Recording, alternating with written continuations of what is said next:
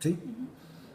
Y usted ya sabe pues, que los que forman el neurocráneo van a ser el frontal, dos parietales, un occipital, dos temporales, un etmoides y un esfenoides. Entonces el primero que le vamos a describir es este, que es el hueso frontal. Va a tener una escama y una pars basal, ¿sí? O orbital. La pars de la escama tiene dos caras, una exocraniana y una endocraniana. En la exocraniana le vamos a describir estas dos que están aquí, mire, que son las eminencias frontales. Le vamos a describir aquí también lo que es la glabela, ¿sí? Le vamos a describir aquí los arcos superciliares, donde van las cejas. Y le vamos a describir esto aquí, que es el margo supraorbital. Y en el margo supraorbital usted sabe que está conformado por el proceso cigomático del frontal y la pars nasalis del frontal. Y ahí en el margo supraorbital va a tener esto que está aquí, mire, que es la incisura supraorbital. Puede ser incisura o puede ser agujero infraorbital, ¿sí?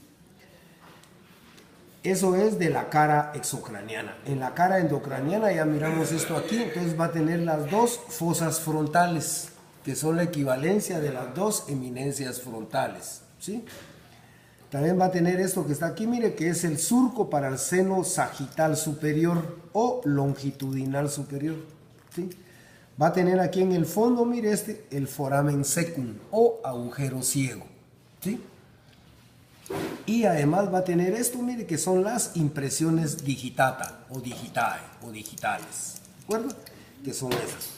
Ahora, la pars basalis o orbitalis, si usted mira aquí el frontal, tiene una parte inferior y una parte superior. La parte inferior forma el techo de la cavidad orbitaria y la parte superior forma el piso de la fosa craneal anterior.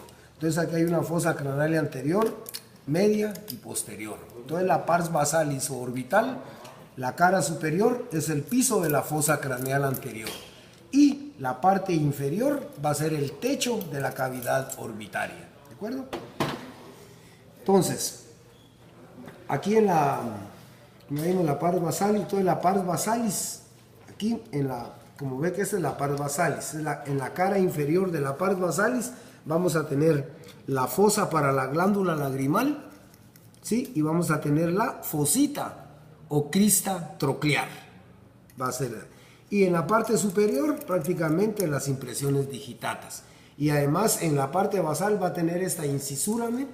Que es la incisura etmoidal, donde se articula el hueso etmoides. ¿A quién corresponde la incisura etmoidal? ¿A qué hueso? Al etmoides. Al frontal. Al frontal, ahí va el etmoides, pero le corresponde al frontal. Sí, cabal. Entonces aquí se articula el hueso etmoides. Ahí vienen los dos parietales, ¿sí? Que es una sola escama, ¿sí? Entonces puede ver de que tiene dos caras también, una exocraniana y una endocraniana. La exocraniana, que es esta, va a tener las dos eminencias parietales, ¿sí? Y va a tener aquí un subforamen que es el foramen parietal, donde salen las venas emisarias. Y si usted mira, tiene forma cuadrilátera. El borde anterior se va a articular básicamente con el frontal para formar la sutura coronal o frontoparietal, ¿de acuerdo? Y en la parte posterior, aquí se va a articular con el occipital, ¿ves? Es esto. Y va a formar la sutura parieto-occipital o lambdoidea, como ella dice, ¿sí?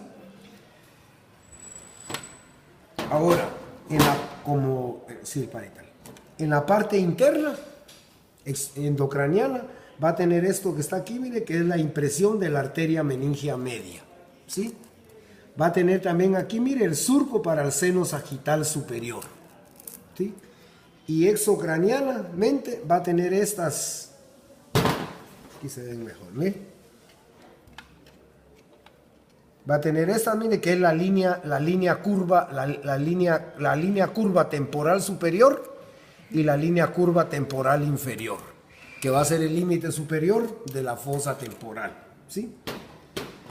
Y eso sería el parietal, ¿sí? Entonces ya sabe, como este es el parietal cuadrado. Anterior, sutura frontoparietal o coronal. Medial, la sutura interparietal o sagital. Posterior, la parieto-occipital o lambdoidea, como dicen ustedes. Y la inferior, que es esta, que va a ser la sutura escamosa, donde se articula con la escama del hueso temporal. ¿De acuerdo? De ahí viene el hueso occipital. Entonces el hueso occipital es todo esto, ¿sí? Entonces también va a tener una escama y una pars basalis. Entonces nos vamos a basar, como dice la guía, nos vamos a basar por este agujero, que es el foramen magnum, ¿sí? Entonces, anterior al foramen magnum va a estar esto que está aquí, miren, que va a ser el clivus. Y el clivus va a estar formado por la pars basilar del hueso occipital con el dorsum de la silla del hueso esfenoides. ¿De acuerdo? Eso va a ser en la parte ventral. En las partes laterales, endocranianamente va a tener esto que está aquí, mire, que es el tubérculo yugular. Va a tener este que está aquí, mire, que es el canal hipogloso, por donde atraviesa el nervio hipogloso. Y va a tener esto que está aquí, mire, que va a ser el proceso yugular, o tubérculo yugular, que va a formar el límite inferior del foramen yugular. ¿Sí? Eso es endocraniano, pero como se lo estoy dando como la guía, entonces seguimos en la parte lateral del foramen occipital, entonces va a tener los cóndilos del occipital, ¿sí? Va a tener el foramen retrocondilar o fosa condilar. Puede variar, puede ser agujero o solo puede ser fosa. Eso es lo que describe él de las partes laterales del foramen occipital. Y de la parte posterior del foramen vamos a tener esto aquí, mire, que parece cruz, que va a ser la eminencia cruciforme. Entonces, lo que está al centro es la protuberancia occipital externa. Entonces, ¿cuáles son los surcos que confluyen a la protuberancia occipital interna? Entonces va a tener al seno lateral o transverso, son dos, un seno sagital superior y un surco para el seno occipital, ¿sí? O crista. Estos confluyen a la protuberancia occipital interna. Y la eminencia cruciforme va a dividir al occipital en una fosa cerebelosa y en una fosa cerebral. Y en la parte exocraniana le escribimos la protuberancia occipital externa, que es la equivalencia de la interna. Y aquí solo le escribimos la línea nucal superior, la línea nucal inferior y la crista occipital externa, ¿sí? Esa es la clase de